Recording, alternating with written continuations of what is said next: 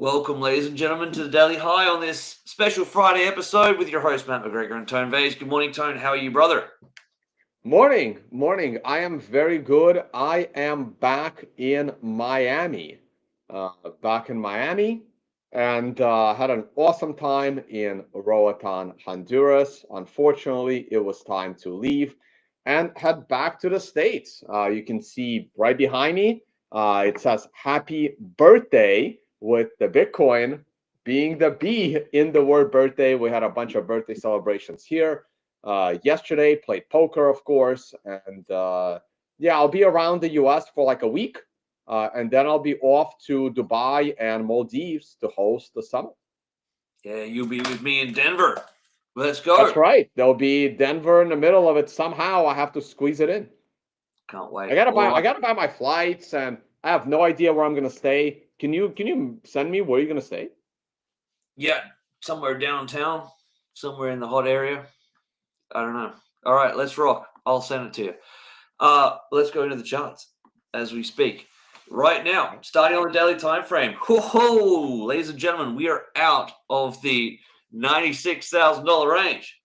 Unfortunately, we have butted heads with the 50 simple moving and the 30 simple moving average as they look like they're about to negatively cross. But hey, what a time to be out. We've been in this range for so long. This has been dreadful, absolutely dreadful, boring, dreadful trading. I like the MRI count. I'm hopeful as we're at 99,000 right now that we can clear by candle close these moving averages. We get above. We clear these cluster here. Let's just even call it 99,300 close tomorrow morning. I'll be feeling real good about the price of Bitcoin. Finally, I'll be feeling good about the price of Bitcoin. I entered a trade last night, like as Tone was speaking, at like just wrapping up the show at 97, 8, 9, 890, 97, 97, 890. I'm still in that trade.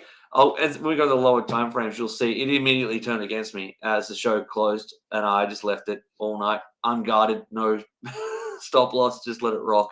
But the daily looks good to me. I'm very happy with it. I'm going to go up to the weekly. I'm going to dance around a little bit because I meant to start on the weekly. As it stands right now, and this, remember, there's still a fault. I hate when there's still a fault on this candle this far into the week. But we're above all the moving averages. All the alphanumerics, links in the description below for 30% off. All the averages we are above. So with 2.5 days left, a close above the 7 simple puts us back in a really nice spot. And this will start to look like a really interesting little descending triangle. Let's see what happens. It might not happen this week, and in fact, I hope it happens next week or the week after. But let's see what happens if we can come back. I'll leave this in. We'll get to 99. Where was this price here? 101. It would this week, 101, 900. Let's see if we can get to there. I would like to see it close below and then sort of next week open above it, or the week after open above it even. It would be fantastic. Let's see that kick off. That's what we want to see to get really, really excited. But I mean, ultimately, above 103 is where it gets really, really exciting. So this is okay. I want to bring your attention to the copy curve, not the copy curve, sorry, the EXA, Socrates' EXA, which is doing what we want it to do, get near to a bullish cross. It's not there yet. And the long-time viewers of the show will know that we had on this, before it went negative, and that looks clean cut here, we had 3 or 4 weeks of crosses, and then it reprinted and crossed and reprinted all the way up until it finally, the bottom fell out. And this has been a really, really clean run down, all the way down to a really, really textbook positive spot of minus 1.5 and below. This would be very exciting for next week if we can get a strong, positive, unrepaintable cross. So let's keep an eye on that. I'm sure we'll be referring to it a lot more next week. The RSI, all right, is not that exciting, but it's all right. I wanted to bring your attention back to the daily. Look at me, all over the place.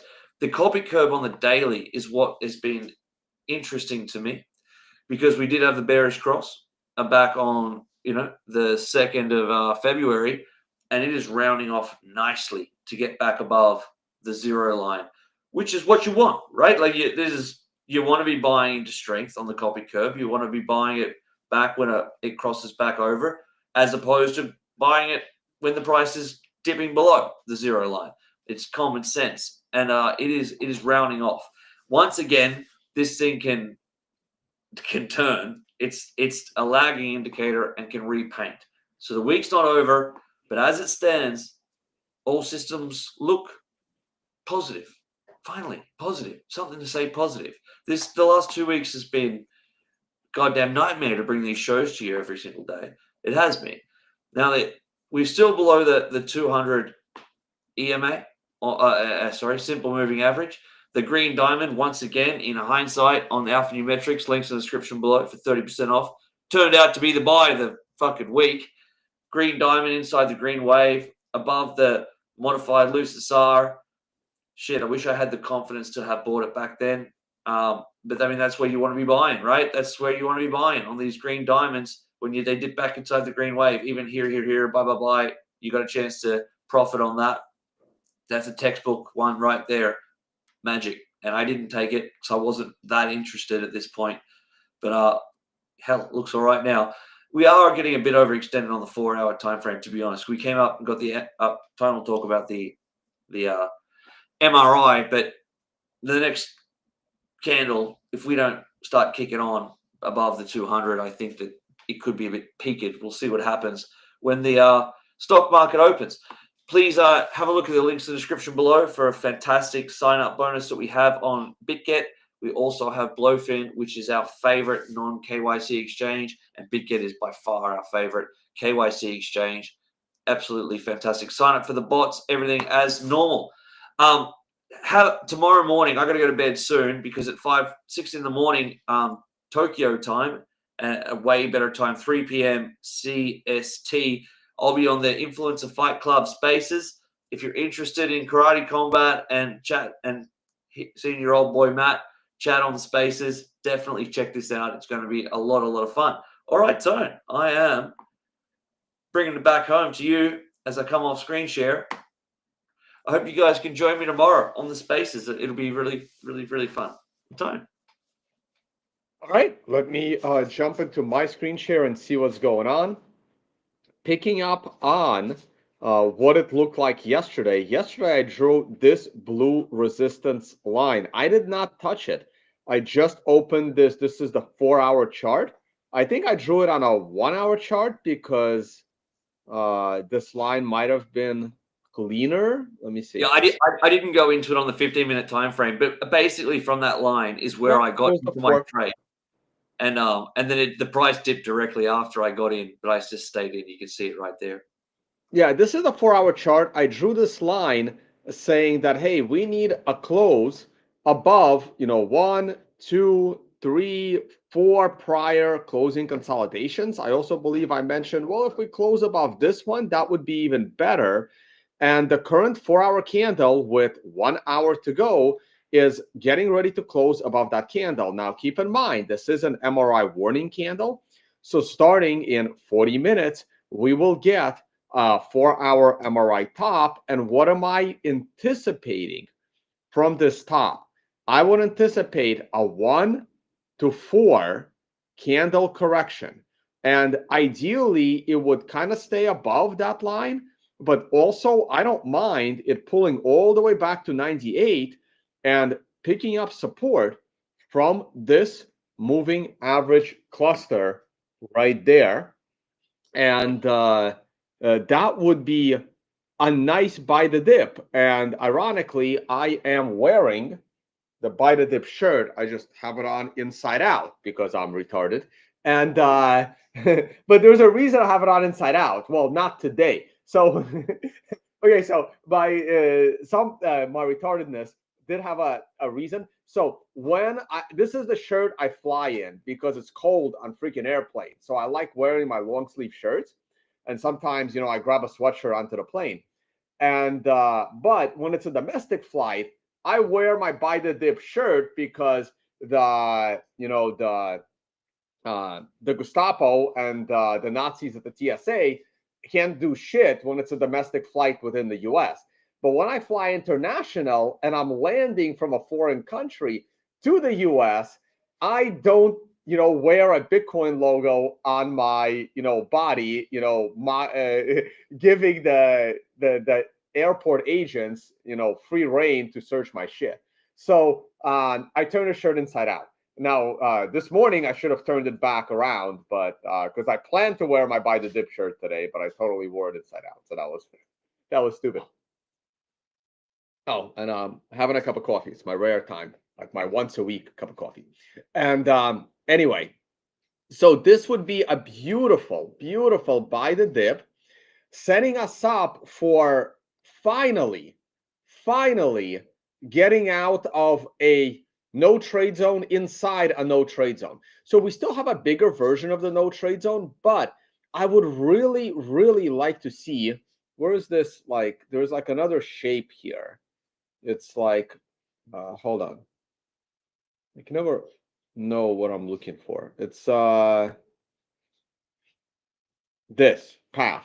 So if we close above 99, I would be so comfortable watching the price continue to consolidate into mid-March between 99 and 102.5 or 3, and then break out, right? And then maybe hit the top of this area and then start a new one like this, and then eventually break out. So something like this would be really, really cool and super easy to trade.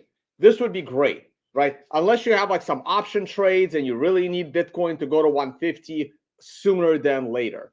But something slow and steady like this would be really, really nice for a Bitcoin breakout taking place sometime this summer. Oh. And that was our weekly chart. The daily chart is also looking very, very good. But as far as the daily chart is concerned, we do have a green star candle, so the MRI is bullish. But from a chart pattern perspective, what do we need on a daily scale to be fully bullish? Well, I would like to get us over the MRI resistance line, which is sitting at 103,000. And also want the moving averages to cross over and be bullish. Now, the more we consolidate here, the more comfortable I get, because we're allowing the 128-day moving average to catch up, which is a good thing. And we're allowing the 200-day moving average to catch up, which is also a good thing. You don't want to be too overexhausted above these averages. So I do like what this is happening. I think it's okay to be in a bull trade right now, but I also think that just like I drew with the weekly chart, or the 4-hour chart, going up into an MRI top near the MRI resistance line would be nice, and then pulling back for a nice buy the dip in early to mid-March as the moving averages cross over is your perfect buy the dip before going higher. So there it is on the daily chart.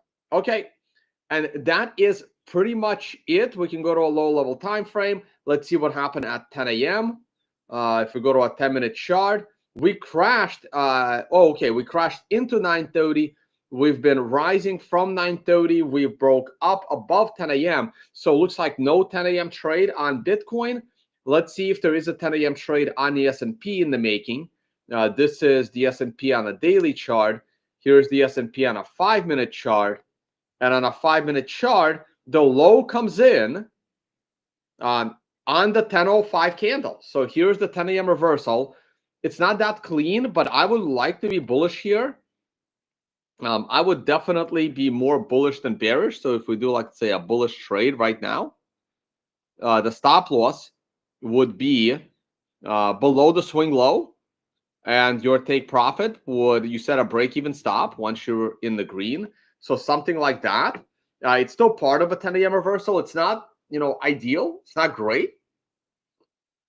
but I would probably take a swing at this if I was still trading, day trading by futures.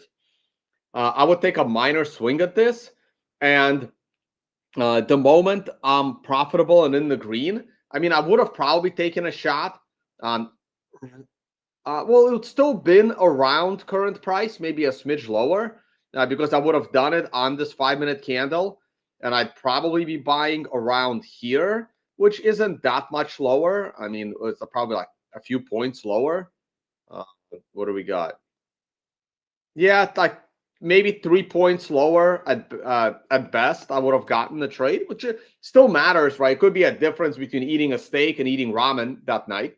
It could be a difference of a few $100s for the day, but that would have been the entry on this candle. This entry is still not terrible, and I would set a stop to the bottom of current candle if the next 5-minute candle takes me to, like, the moment I get a new closing high from the last, let's say, 5 candles, I then put my stop at the bottom of current candle. And the moment we break to a new high above the prior 5-minute candle, I would already be in a break-even stop loss. So that's kind of how I would be looking at it from a daily perspective. Just looking at that time, just go back for a second. Personally, I like the current entry better than the actual 10 a.m. reversal, because I like that the defined spot to put the stop loss in. It's more clear now. I like it better now. That little pullback, I like it. While that is true, I would say so. Again, like there's always things in my head that are hard to explain. This is a 5-minute candle, and I would not enter, let's say, in the first minute of this candle. I'm Right. entering on the back end of the candle, right? So I need 3 minutes to have already passed with 2 minutes to go. And while I can go to a 1-minute chart to see exactly when that would have happened. Here is the low. The low takes place at 2:07. So that's already the 3rd minute. Ironically, that's an MRI buy on a 1-minute chart. Not that that matters, right? So this is the 10:08 candle. So when this candle ends, right, that's where towards the end of this candle, I'm ready to enter the trade. Now more than 50% of the candle has happened. So realistically, my trade entry is here. And now I do have a defined stop loss. That defined stop loss is exactly where it is right now if I'm entering the trade now. So that's what I mean. Like when I go back to the 5-minute candle now, I do have a defined stop loss on this candle because I'm entering at the end of the candle, not in the beginning of the candle. Yeah, fair play, man. Fair play. Okay. Uh, but I'm already not comfortable with this trade No. at all. Like I'm already not happy. So this current candle needs to reverse. If this current candle keeps me in the red, I would consider just getting out and taking another stab at it once it breaks this area here sometime in an hour from now or something like that. Or the current candle could reverse in the next 4 minutes. That's basically kind of how I'm looking at it. All right. I think it's time to wrap it up. There might be a show with Mark Wood later today. That'd be great. Yeah, around 1:30 to 2 p.m. Eastern time. I'll get Mark Wood back on a show, and we'll discuss his views of this massive consolidation. All right, Yeah, guys. I can't wait to That is hear. it. I don't have anything on the stock front. I'm curious where gold is, and then I'm gonna hand it back to Matt. Gold's hanging in there. It's flirting with 3K. We're gonna talk a lot about gold. Matt, remind me, in about a week we should start talking about gold because it's gonna hit some epic, like once in 10-year tops based on MRI, and we'll see how MRI handles it. On that note, I'm gonna stop my screen share. Thanks, guys. Thanks for joining us. Happy Friday and whatnot. I won't be on Monday's show. I'm flying to the States, USA. Can't wait. If you're free tomorrow morning or in 12 hours tonight, if you're already in America, to watch the spaces on the IFC spaces, follow me on Alphanumetrics and I'll post everything. Love to have you on. If not, we'll see you in America. Go Bye, Bitcoin. guys.